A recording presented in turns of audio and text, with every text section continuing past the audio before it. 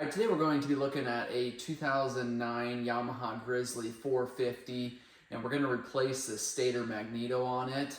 I'm going to show you how to pull this cover. We're going to drain the coolant, going to drain the oil. I've done several other videos on front ends, replacing axles, rear ends, replacing those axles, as well as a full service of this four-wheeler, as well as just a general overview, things that go wrong, common problems with this four-wheeler. A handful of other videos, so make sure you check those out on our channel. If this video has been helpful, make sure you give us a thumbs up. I appreciate any feedback I can get from you guys. But to start this video off here, we've got this panel removed. This is the footwell on the left hand side here. Obviously we've got a recoil pull starter. The reason why I took this off before I started the video is this can be really time consuming, pulling these Allens, and they've got 8mm nuts on the back side. And it's just kind of tedious work. A lot of times those are rusted off, a lot of times they're rounded off. So I did go ahead and pull that panel before I started this video, but we're going to now drain the oil, and then we're going to start draining the coolant, as well as pull this cover off. I'm going to walk you through that entire process. So again, if you got any feedback for me, let me know in the comment section below. I appreciate you guys watching.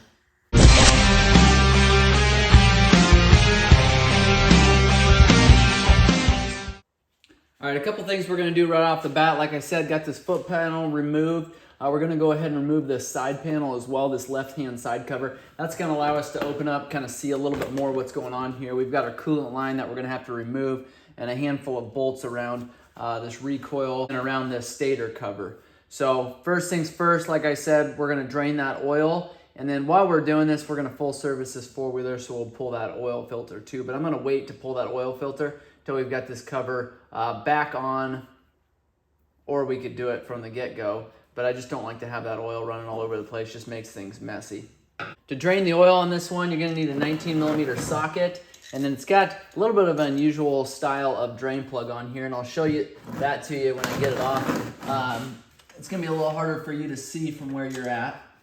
These typically make a big old mess. I like to remove the skid plate so that that oil just doesn't dump all over the skid plate. This one happened to have the skid plate ripped off of it, so we didn't have to deal with that. They are kind of a pain in the neck to get those skid plates off. They're a 10mm, and a lot of times if it's run through dirt and mud and manure, a lot of times those bolts just break off. So evidently this one just got ripped off at some point, and I'm perfectly fine with that because then I don't have to deal with removing it. All right, we've got oil draining there. I'm gonna lift this plug up so you can see it without trying to drip oil everywhere. This is the actual drain plug itself. So it's got this 19mm portion on here that's removed. This whole cap is gonna be removed. It's also going to have a screen and a spring that's included. So it's gonna sit up in there like this. I'm gonna grab this whole thing. This is the way that's gonna look when you reinstall it. So you've got the cap, you got the spring, and then you've got this dish shaped screen there. That's just going to trap some of your solid pieces that hopefully you don't end up in your bottom end, but typically at some point in its life you will have some particles in there. So make sure you clean that screen out really well before going back together. And that's why it makes a mess. There's a lot of pressure on that cap. You pull that cap down, that oil just kind of squirts out the side before you're able to get that cap completely removed out of there. So that's, again, why I like to pull that skid plate. Next thing I like to do is drain this coolant. And we've got an 8mm bolt right here. And it's not a very long one. It's about, I would say less than a ½ inch long. But it does have a brass washer on there. That's how you know that you're pulling the right one. Because we will end up having to take this hose off as well as this one. And this is a solid piece here. We got to remove that Allen. I like to pull it from here. Sometimes I loosen this up so I can spin this into place there. Okay, I don't think this is always the case, but we actually have 5mm Allens around this recoil pull starter. Okay, so a lot of times it's 8mm bolts. All right, those 4 Allens are off. Again, those are 5mm Allens. Those can be a little tricky getting out of there, just depending on how long they've been underwater, in water, around manure. But you do have to pull that off of there. So that you can remove this recoil cup, as well as this, obviously the 17mm bolt there. Go ahead and start draining coolant. All right, we're gonna go ahead and remove our the drain bolt here. And you'll have a little bit of coolant that comes out. Now the bulk of it is actually going to come out when you remove the radiator cap, because there's no vent for that radiator to drain. Make sure when you go to remove that radiator cap that you actually keep your container over top of this, because it'll just shoot out of there. So you can see it spray in there. It'll kind of go in waves. It'll go for a while and then it'll slow down and it'll come again. So just make sure it's completely drained before you end up moving your pan underneath here. Otherwise, you're going to end up having water all over the place, coolant all over the place. There we go. It's draining there onto our oil pan. Now I'm going to take and remove this hose. I'm going to let that drip for a little bit, and then I'm going to go ahead and remove this hose here. And then there'll be a little more that just sits in this hose. So just be careful of that as we take that hose off of there. We're going to remove our recoil pull starter cup here. It's going to be a 17 millimeter. I like to use a socket on here.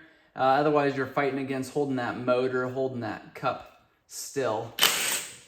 And pretty easy when you've got an impact. Pull that out. That's a fairly long bolt. That's going to need to be thread locked going back in. Then this recoil cup is just going to pull straight out of there just like that. Pretty simple there. Inspect that seal, make sure it's in good condition. I see a little bit of oil seep in there, which is never a good sign. We'll inspect it and when we pull that off, see if it's any worse than that. Got a 5 millimeter Allen on top of this water pump here.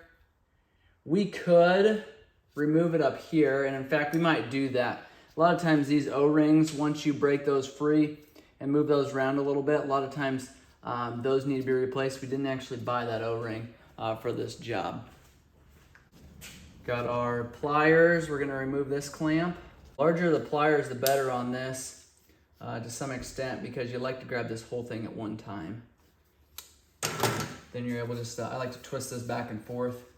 Now I'll break that free. You might end up having more water squirt out this weep hole here, this drain hole, so just be mindful of that. All right, for this hose clamp up top here, it's actually, I believe, a Phillips, but I'm having a hard time getting a Phillips to hook on there, so I'm gonna use a small wrench. All right, looks like a 6 millimeter wrench is what fits this clamp.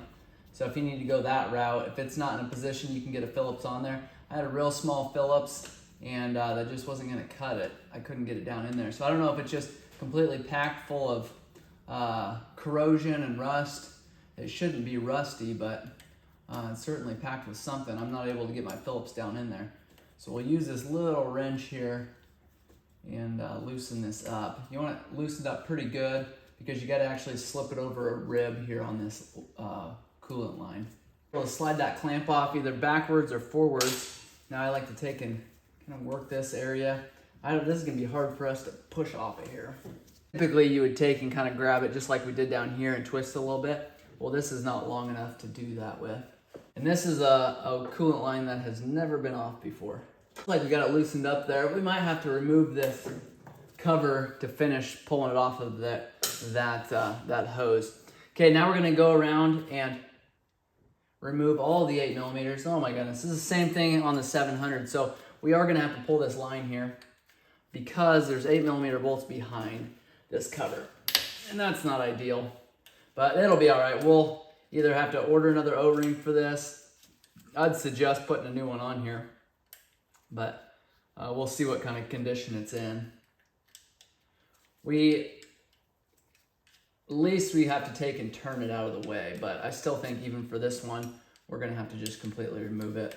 Just zoomed in here, I'm gonna start removing some of these 8 millimeter bolts. I'm hoping we could use a wrench, loosen up these enough to where we can get this out. The problem is we don't have enough leverage to pull this out. It's stuck right here. A lot of times these O-rings end up being really difficult because they stick so much. Well, we can't move it at this point here to pull it out of this here, this hose.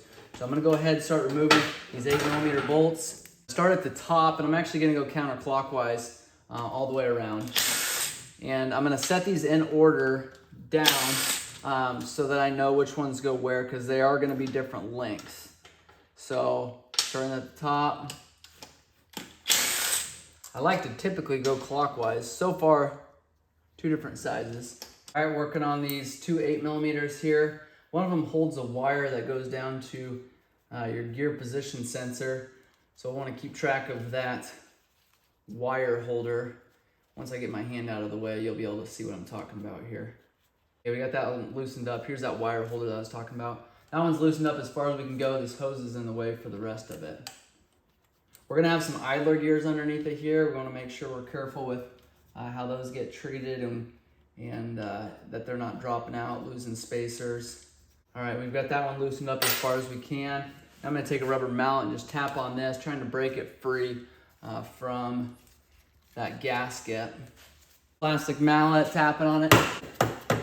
Okay, after tapping on it a couple different places there, we're able to take and just move it far enough to know that we are completely disassembled down here in our water pump area. Our hose is holding us on, and that's not gonna be an issue for very much longer. And then our bolts aren't quite out far enough here to pull this cover off. So we're gonna go out as far as we can. It's just gonna sit tight right there because it's actually got some magnetic pull in behind there because of that stator and that flywheel. So that's magnetic, and it's wanting to kind of suck back in a little bit, but it'll hold it out far enough to where we can get these bolts out. So we'll work a little bit farther out. Go ahead and try to remove these bolts completely. Trying to stay out of the way so you're able to see what we got going on here too. Okay, we got the cover pulled off there. I've got our idler gear held into place. I'm just gonna actually take and push that shaft all the way on. I'm gonna make sure I don't like turning this oil pump shaft, if you can see that, because this is already lined up. This water pump shaft is lined up to where it's just gonna slide right back together again. So just being really careful we don't move any of that. Also wanna make sure if there's any dirt and debris that's right here, you wanna make sure that that doesn't dump down into that flywheel area, because that's gonna end up in your bottom end.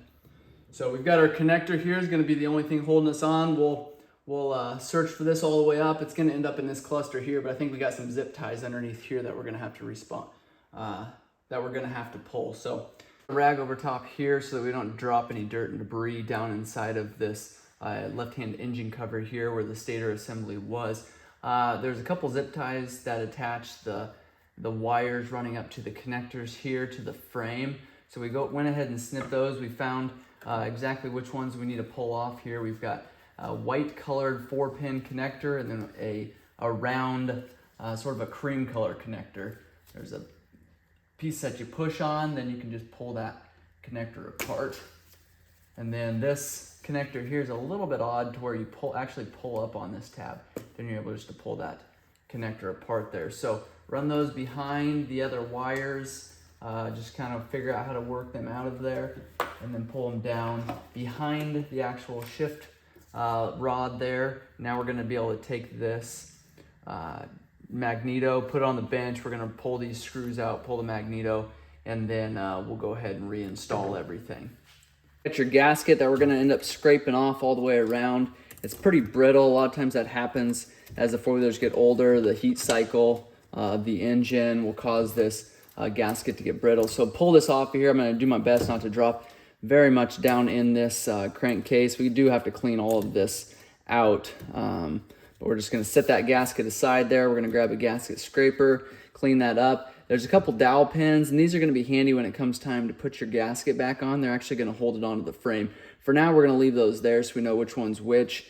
It doesn't matter, they're both the same size, but we do just wanna make sure those go back together. Got a couple screws here that we're gonna remove, 3 screws, and then we've got 2 bolts here, Allen head bolts, that we're gonna pull off, and that's the cable holder. This is just a rubber seal here, rubber damper that runs these cords through the actual crankcase itself. So we've got our new stator here. I am just gonna set this down just to confirm that all this is gonna line up, make sure these cords are the same lengths. They are, make sure the connectors are the same, they are. We ordered an aftermarket stator, and it's a high quality stator. Again, same thing as the axles, like I've said so many times, or the the flywheel pullers, you want to make sure that you got good high quality parts going back on these four-wheelers. Otherwise, you're going to end up damaging and destroying more parts than what you ended up needing to replace to begin with. So same thing goes with the Stator. Make sure you either put an OEM one. I'll put a couple links to a couple aftermarket brands that I like. There is a lot of junk out there.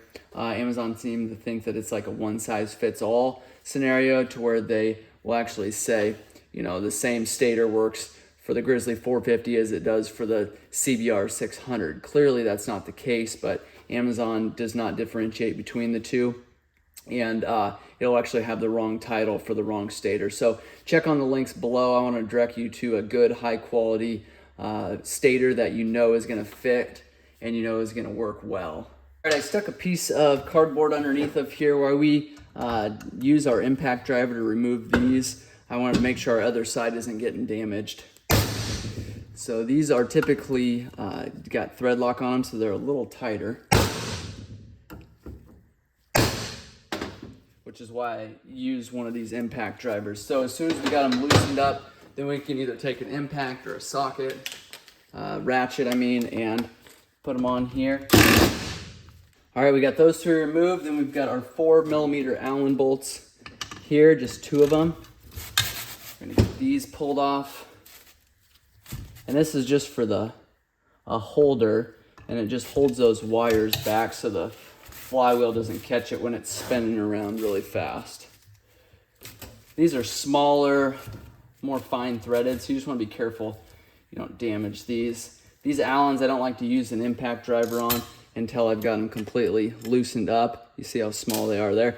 I'm just afraid of always breaking those off. Keep in mind how these are held on there, where they're sitting. We're going to clean these bolts up. That way we can get some thread lock on there. I just take a little carbon choke cleaner or brake cleaner and clean them off. Nice thing about carbon choke cleaner and brake cleaner is it evaporates quickly. Now we're just going to take our Stator. You can see exactly the way that it's going to sit here, but I just like to line up the holes so everything's lined up perfectly the way that it should be. And it looks like that right there.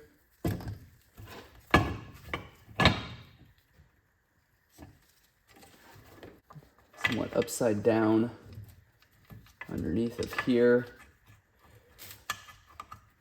We need to clean up some of that gasket before we completely go back together.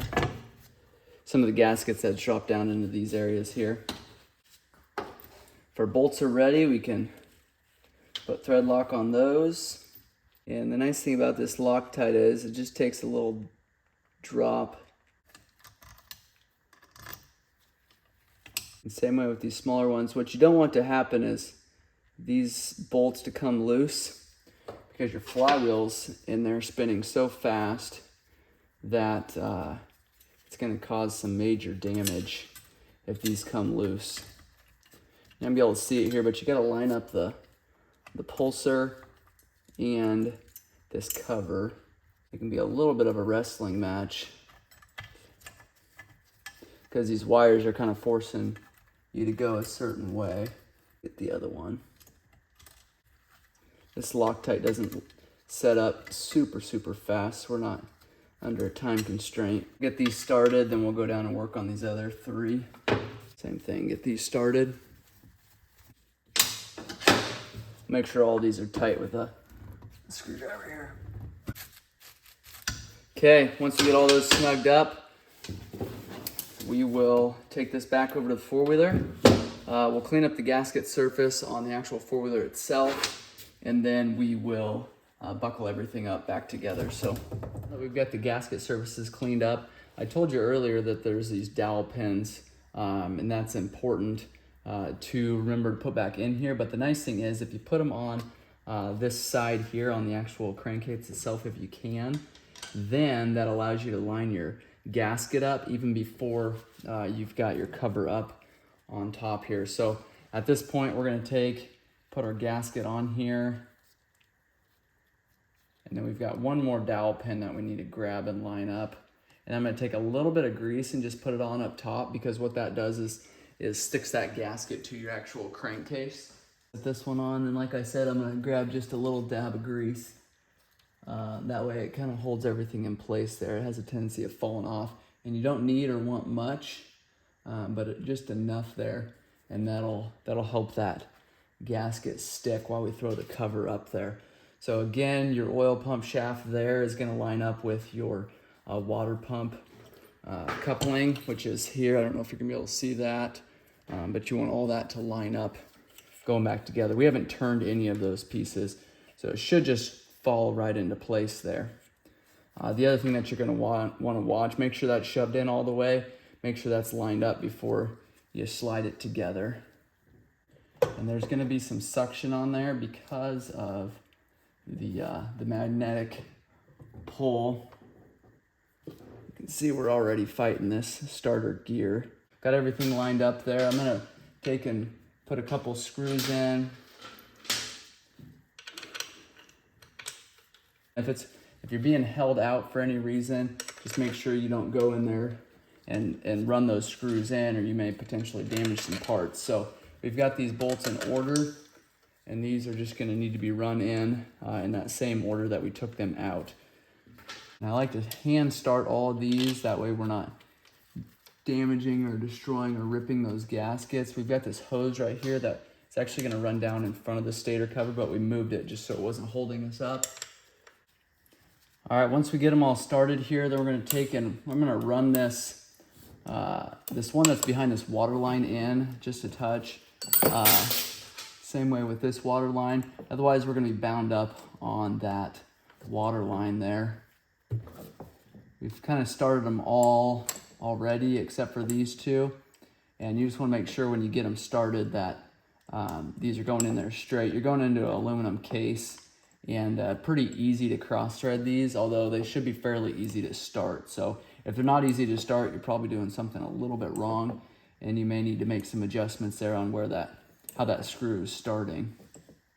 All right, these are all in about 3/8 of an inch. I'm gonna go ahead and just do a little bit of impacting all the way around here, going in a crisscross pattern. That way if something is bound, we ain't just pulling on one side completely. All right, everything looks like it's lined up and good to go. All right, we got those two snugged up. Now we've got this wire holder.